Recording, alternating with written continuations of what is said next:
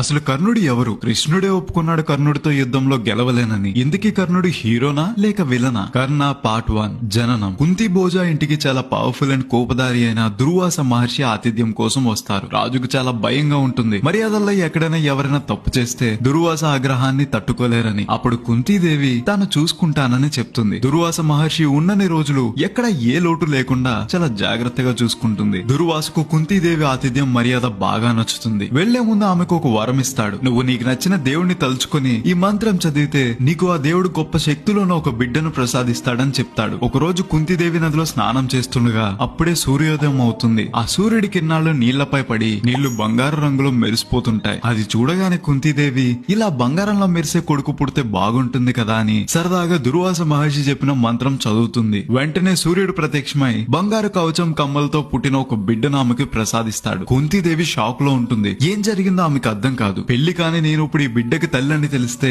అందరూ తన గురించి ఏమనుకుంటారు, తన తండ్రికి తన రాజ్యానికి అపవాదం వస్తుందని ఇష్టం లేకపోయినా సరే తప్పక ఒక చెక్క పెట్టెలో కవచంతో పుట్టిన బాబును పెట్టి నది ప్రవాహంలో వదిలేస్తుంది. తర్వాత ఏం జరిగిందో తెలుసు.